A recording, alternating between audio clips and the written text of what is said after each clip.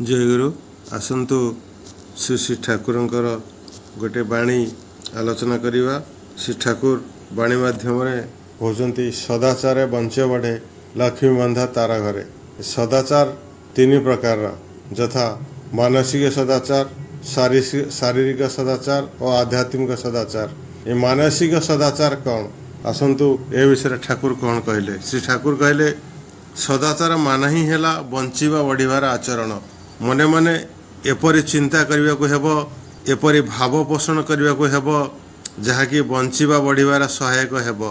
कुचिंता बा अपवित्र चिंता बा संकीर्ण स्वार्थपरता जहाँ मन को दुर्बल करी तोले ताहा मध्य मानसिक सदाचार विरोधी।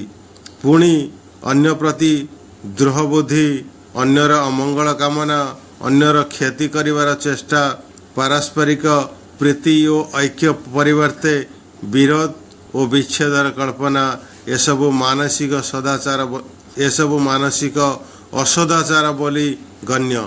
गोटे कथारे इष्टनिष्ठ चिंता और चलन ही मानसिक सदाचार, आउ तार विपरीत जहाँ किछि ता ही मानसिक असदाचार।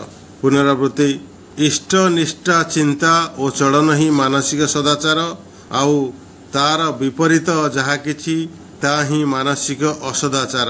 आलोचना प्रसंगे प्रथम खंड पंचम खंड। जय गुरु। आपण एपर्यंत मो चैनल को सब्सक्राइब करि नाहंती तो दयाकरी सब्सक्राइब करी मते उत्साहित करंतु।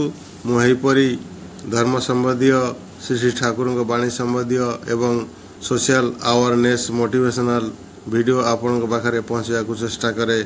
आपण के दिन शुभ रहू। जय गुरु। वंदे पुरुषोत्तमम, वंदे पुरुषोत्तमम, वंदे पुरुषोत्तमम।